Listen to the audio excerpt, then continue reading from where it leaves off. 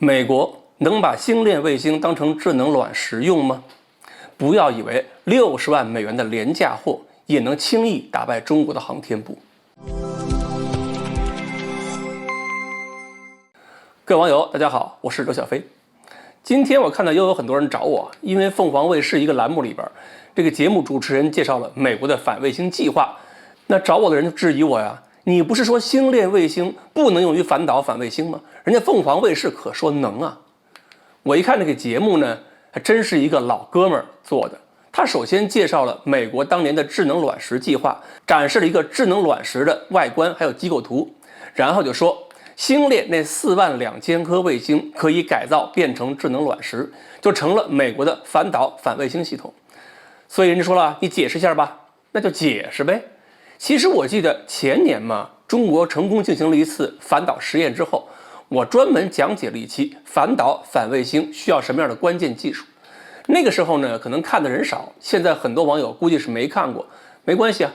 我先发了一个微信给这个老哥们儿，说你这期节目啊有概念错误，那我就借你凤凰卫视的东风再讲一期，再说细一点，不针对个人，是针对技术概念。他说行。那么要想做到反导反卫星，第一个前提就是要对导弹和卫星专门有整套的预警或者监控体系。美国就需要一整套的雷达监测体系，还有红外预警卫星，去探测对方导弹发射的热信号，去计算对方弹道。而这种红外预警卫星，我们叫 DSP 卫星嘛，150亿的项目里边造出的卫星也就4到6颗，你算一下折合下来每颗成本是多少钱？而马斯克的星链卫星，这种连光学镜头跟雷达都装不上的60万美元的廉价货，和预警这种高端工作就一点关系都没有。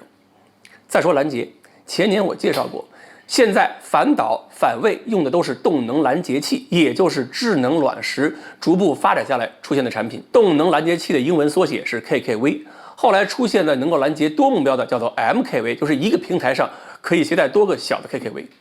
它们能够实现对导弹和卫星的撞击，必须依赖几个关键技术。首先呢，是必须有高性能、高灵敏度、高分辨率的热成像导引头。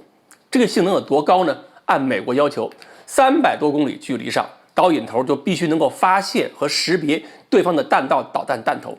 甚至希望能够分辨出真假弹头的红外特征区别。如果是要发现空间站或者别人的卫星，要求更高，因为空间站、卫星都是长时间的冷目标，而弹道导弹弹头呢是加热之后还降的温。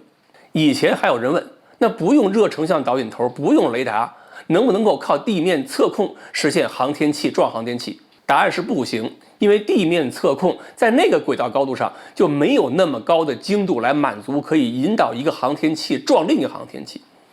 那么我们的空间站对接是怎么做到呢？那也不是只靠地面测控就能实现的，因为航天器本身最后也要用自身的雷达、光学系统去跟踪另一个航天器，先是在地面测控引导下进行靠近，是靠近之后用自己的交会对接系统才能够实现航天器的空间交会和对接，所以还是要雷达，还是要光学镜头。那么发现目标之后，要修正自己的飞行轨道，撞击目标，这就需要 KKV 上至少有两组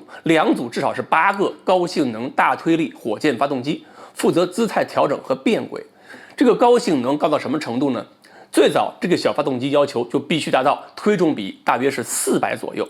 而发动机从启动到最大推力响应时间要在1/1000秒内，不满足这2个条件就没法瞄准对方航天器发起攻击。而星链卫星的价格根本玩不起这些高性能的热成像导引头，还有这一整套的高性能发动机。星链卫星本身能不能变轨？可以变轨，它的发动机推力是0.04牛顿。我们正常人打个喷嚏，推力都比星链发动机的劲儿大，所以它的那个变轨是极其缓慢的事情。所以想把星链当成智能卵石用，从功能和结构上讲毫无可能。星链不要说撞击目标了，连稳定自己的飞行轨道都有困难，所以发射的很多失控坠毁的数量也是无人能比。当然不能说星链卫星对别的航天器毫无威胁，它的威胁就相当于是瞎子聋子开车上高速，确实有可能撞人或者被别人撞上，这都是威胁。但是要说它瞄准了故意撞，那就是把马斯克的手下吹得比中国航天部还要深。